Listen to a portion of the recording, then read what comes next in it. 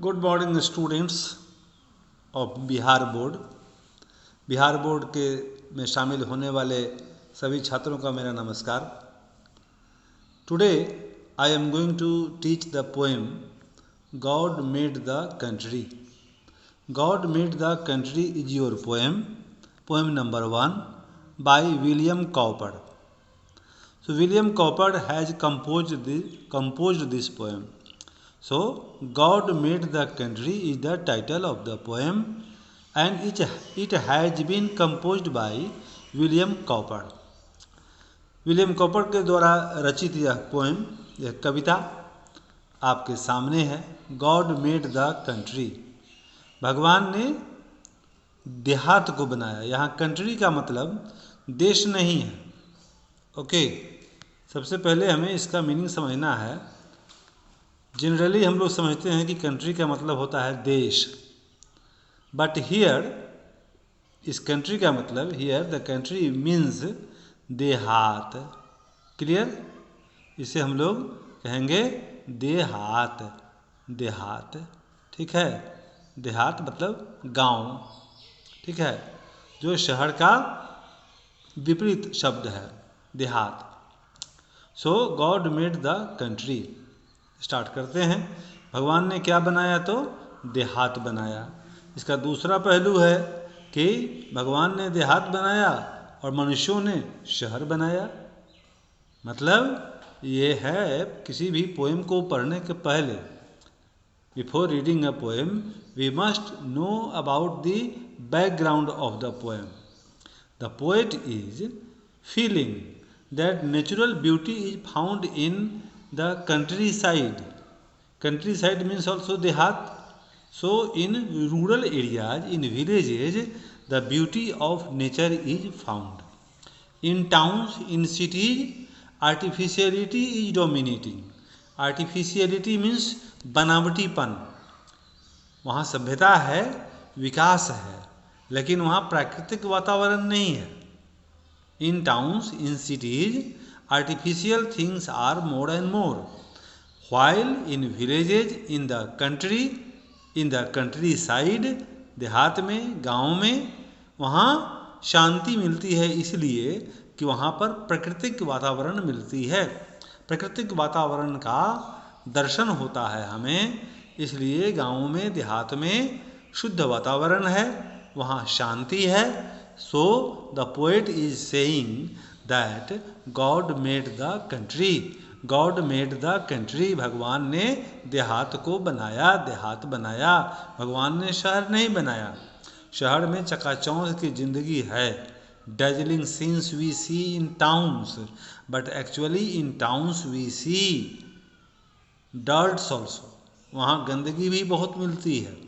वहाँ भीड़ इतनी मात्रा में है कि उसका negative point you can easily understand in this season of corona virus.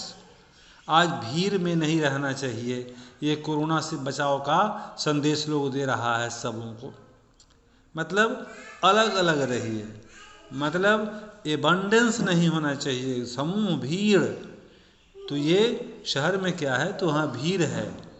गांव में शांति है, वहाँ दूर दूर पर लोग होते हैं।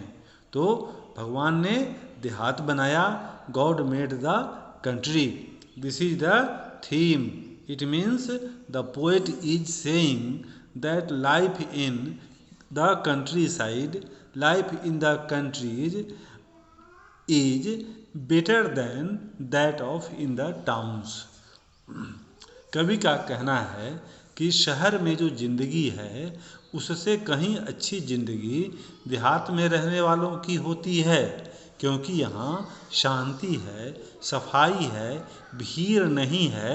तो यहाँ प्रकृति अपने असली रूप में दिखाई पड़ती है।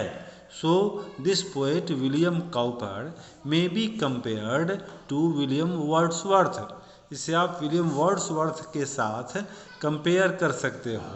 वर्ड्सवर्थ ने भी कहा था कि प्राकृतिक सुंदरता सर्वश्रेष्ठ होती है।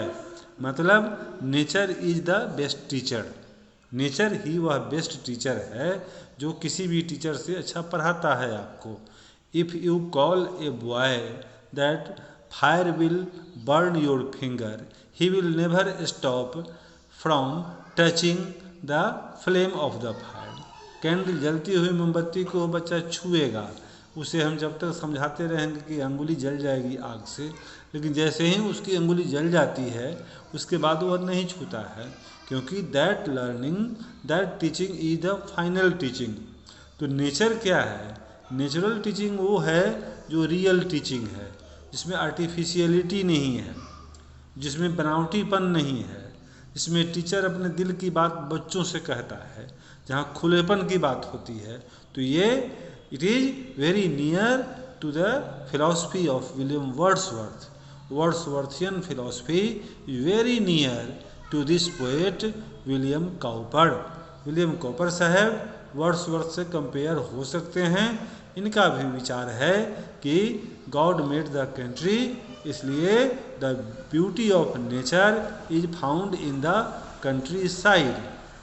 Then we will see William Cowper was born in 1731 and died in 18,000, right? May be said to be giving in his poems a foretaste of the poetry of Wordsworth. कहा जा सकता है उनके विषय में कि फोरटेस्ट है, उनमें भी वही टेस्ट नज़र आता है जो वर्ड्सवर्थ की पोइट्री में था। Means love for nature. Love for nature की जो क्वालिटी है वो विलियम काउपर की कविताओं में मिलती है, और यही पोएम, यही थीम आपको वर्ड्सवर्थ की कविता में भी मिलती है। There is in his works the same deep respect for the rural life, the common people and the lovely quiet landscape. So in his poetry we see the love and respect for the rural life, the common people and the lovely quiet landscape.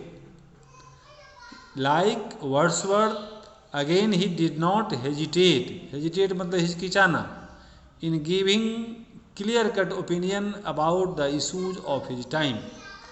As Wordsworth has said clearly about the problems, about the issues of his time, in the same way, this poet, Mr. Cowper, is also expressing his ideas without any hesitation.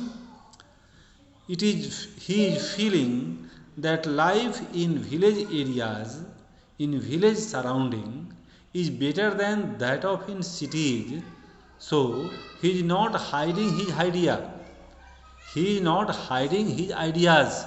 वो अपने विचारों को छुपाता नहीं है, बल्कि खुलेपन के साथ अभिव्यक्त करता है कि शहरी जिंदगी से ग्रामीण जिंदगी कहीं बेहतर है, क्योंकि ग्रामीण जिंदगी ईश्वरत्व के करीब है, उसमें प्राकृतिक वातावरण का दर्शन होता है, प्रकृति अपने असल रूप में वहाँ होती है।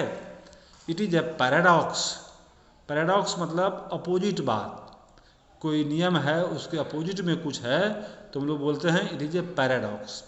That the poets and dramatist who lived in cities और state capitals have written powerfully about the beauty of the rural life. ये विरोधाभासी बात है कि शहरों में, राज्य की राजधानियों में रहने वाले लोग, कवियों ने ताकत के साथ, मजबूती के साथ ग्रामीण परिवेश, ग्रामीण जीवन की सुंदरता के विषय में लिखा है। The simplicity of the common villagers engaged in humble professions, ग्रामीण लोगों की सादगीपूर्ण जिंदगी, सामान्य काम करना, the abundance of natural life in the flora and the fauna, ग्रामीण जिंदगी में फ्लोरा एंड फौना, जीव जंतु की बहुतायत, and the peaceful living they together make have always inspired poets to write on the life in the countryside. So ये flora fauna, simplicity of villagers, humble professions, These things have always attracted the poet to depict the rural life, the life in the countryside. ग्रामीण जीवन की सादगी ने कवि को हमेशा से आकर्षित किया है। ग्रामीण संस्कृति, ग्रामीण जीवन शैली के विषय में कविता लिखने के लिए। Cowper's poem is a classic example of this kind of writing. Cowper की कविता क्लासिक एग्जाम्पल है, शास्त्रीय उदाहरण है इस प्रकार की राइटिंग का। The first line of the poem, God made the country and man made the town, truly sums up मतलब पूरा निष्कर्ष निकालता है, sums up the creation of the country side and the evolution of towns. कैसे शहरों का निर्माण हुआ, कैसे ग्रामीण संस्कृति की रचना हुई, ये सब कुछ आपको ये we find in the poetry of the poet mister Cowper. Being created in a natural way, villages possess a perfection that towns and cities can never have. So, the poet opines means विचार देता है, कवि का विचार है। The poet opines, OPINES, opine मतलब विचार देना, ओपिनियन नाउन है, इसी से ये बना है verb opines। The poet opines, OPINES.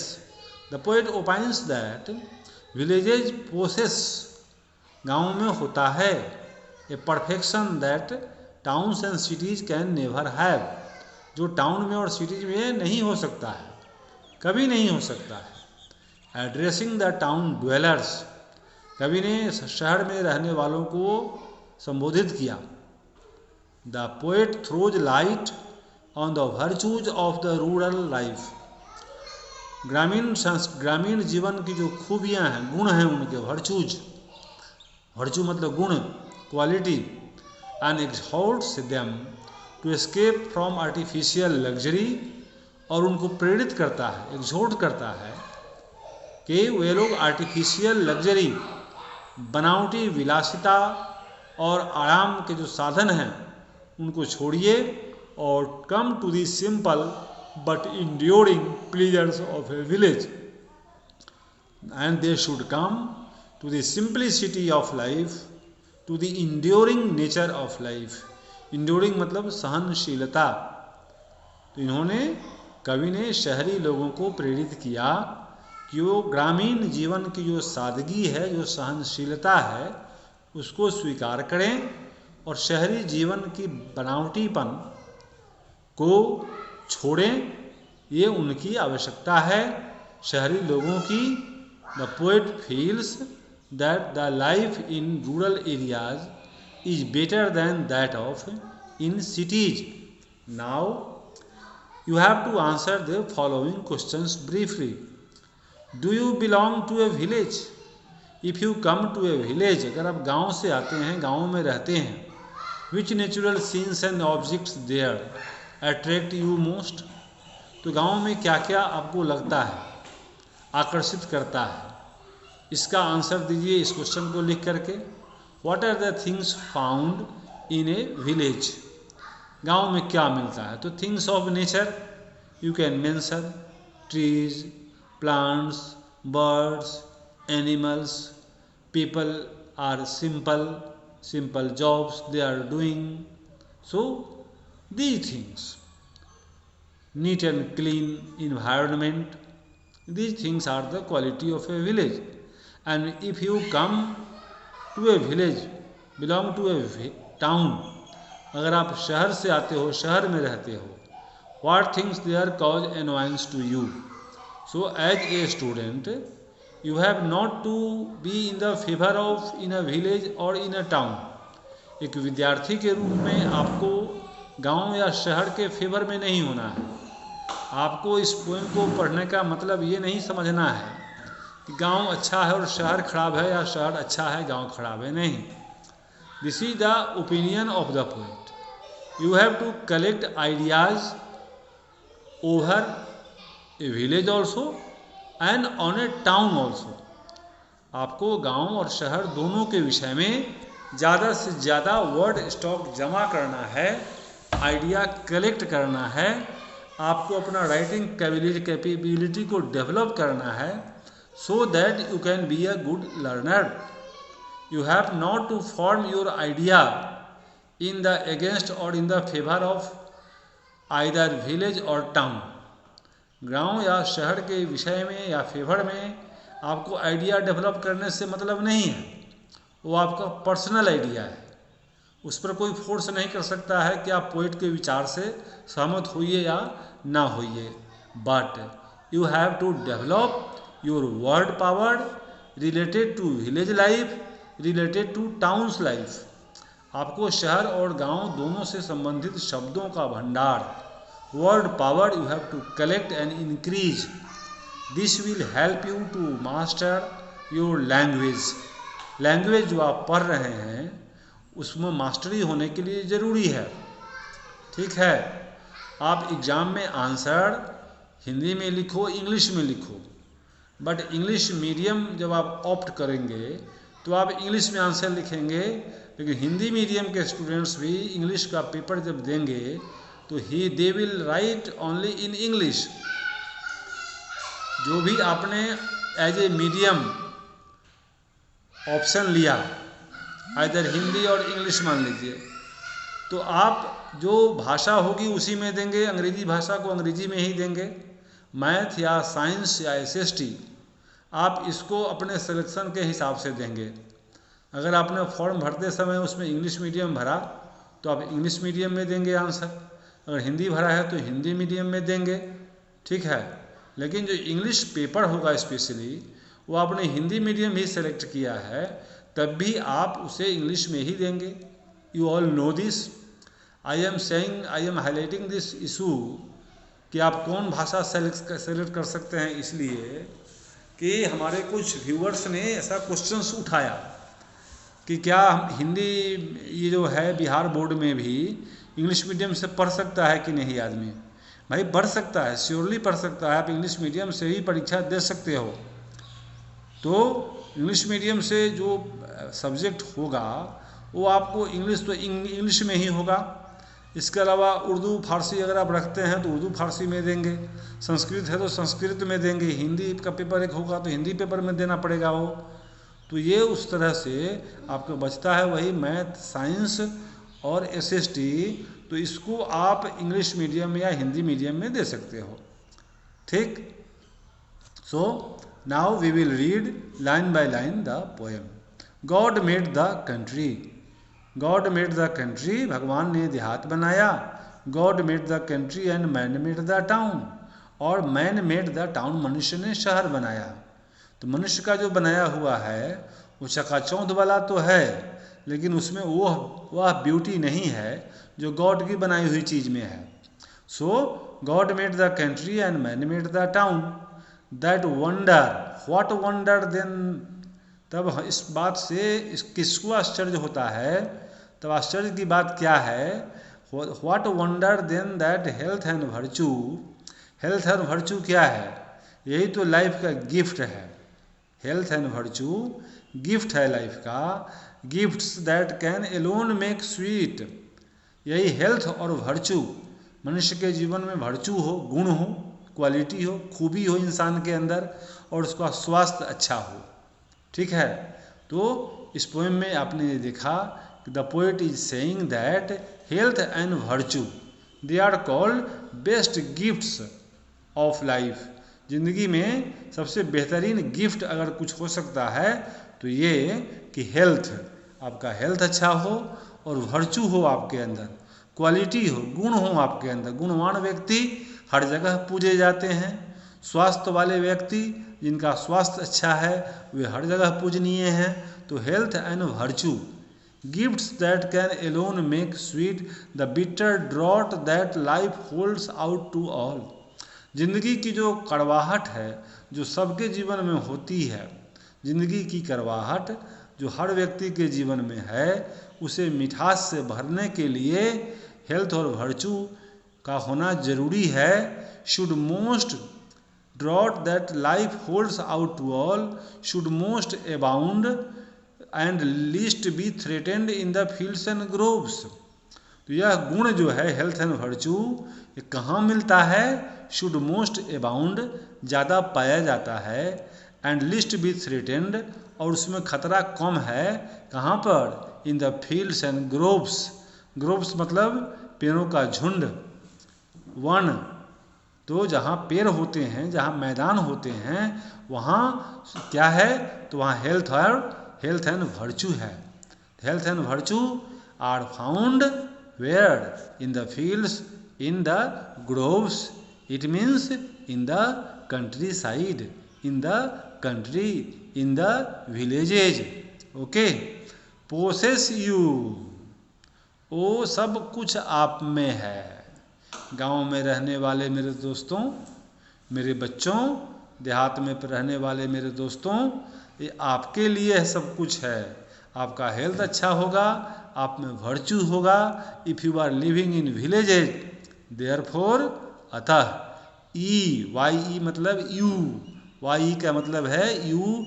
Old English में, in old English, e was used for you, y o u के बदले ई का यूज होता था, जिसका मतलब है you. Who borne about, like अब पोइट बोला कि who borne about in chariots and sedans, जो लोग रथ वाले घर में पैदा हो। इन चैरियट्स एंड सीडांस का मतलब है इन रिच फैमिलीज।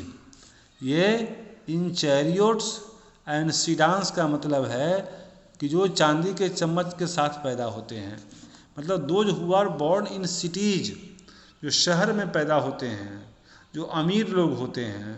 नो फैटिग, जिनके जीवन में कोई थकान नहीं है, दुख नहीं है। बट दैट ऑफ आइडलनेस, लेकिन वे अपने लेजीनेस के चलते, आलसी होने के कारण, टेस्ट नो सेंस, वे प्रकृति की सुंदरता का टेस्ट नहीं कर पाते, आस्वादन नहीं कर पाते। गरीब लोग जो गांव देहात में रहते हैं, उन्हें प्राकृतिक सुंदरता का दर्शन होता है। लेकिन जो लोग शहरों में रहते हैं, जो लोग अमीर होते हैं, वे अपने आलस के चलते, लेजी होने के कारण उस सुंदरता का दर्शन नहीं कर पाते जो होता है। कहाँ पर? अमीर होने के बाद भी अगर वो प्रकृति के शरण में जाएंगे, if they will live in the company of nature, then they will also find that beauty, but due to their idleness, due to their lazy character, they don't find that, वे उसको प्राप्त नहीं करते। But such as art contrives, लेकिन art के क्षेत्र में आइए, कला के क्षेत्र में आइए, तो आर्ट कभी कभी नेचर की ब्यूटी को बहुत हाईलाइट करता है। पोसेस यू स्टिल, तो आर्ट के द्वारा आप उस ब्यूटी को अब भी महसूस कर सकते हो जो नेचर में है। पोसेस मतलब स्वामित्व होना। आपके पास आर्ट के द्वारा वो चीज़ें आ सकती हैं। उस शहर में रहने वालों, तुम देहात की सुंदरता का वर्णन अगर देहाती ज़िंदगी जी के नहीं कर सकते, तो देहात की सुंदरता के विषय में जो लिखी गई कविता है उसको पढ़ के तो कर सकते हो। यू स्टिल योर एलिमेंट, आप उस ब्यूटी को पा सकते हैं। There only can you shine.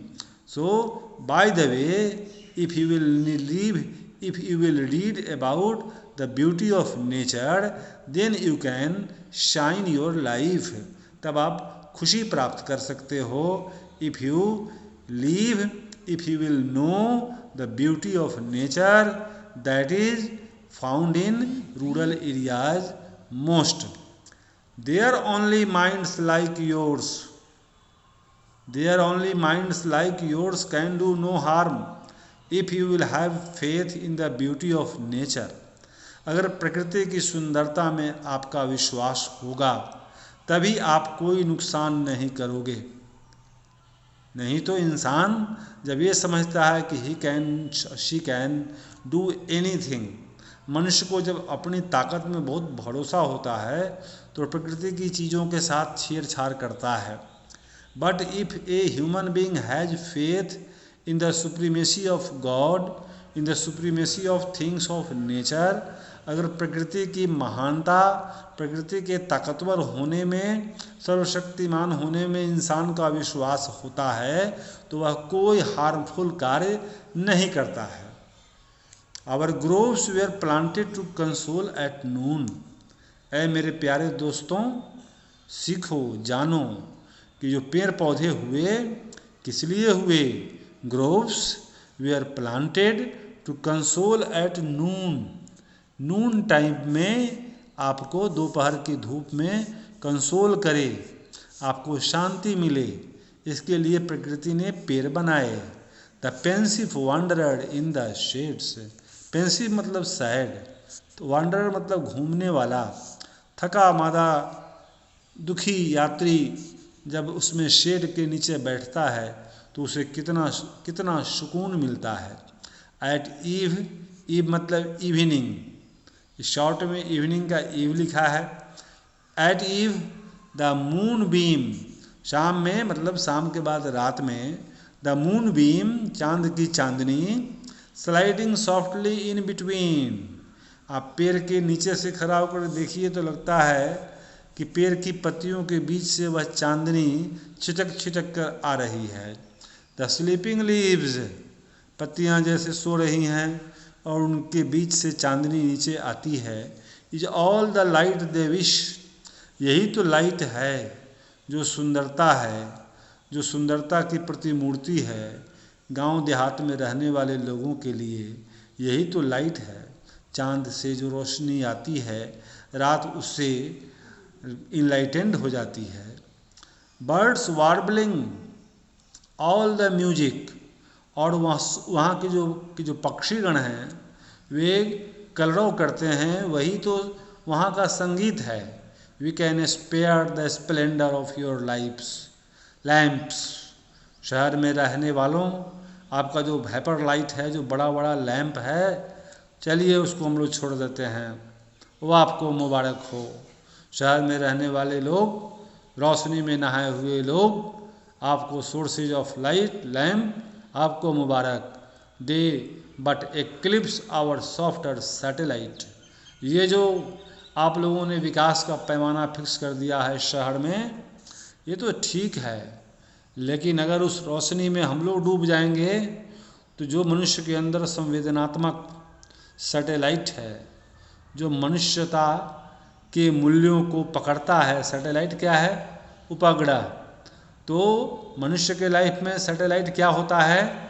जो मानवीय संवेदनाओं को पकड़ता है, वह सॉफ्ट होता है। नाजुक भावनाएं जो इंसान की होती हैं वो विकास के दौर में कुचल दी जाती हैं, तो हम लोग उसको बचाना चाहते हैं, इसलिए ऐसी कविताएं लिख रहे हैं या पढ़ा रहे हैं या पढ़ रहे हैं।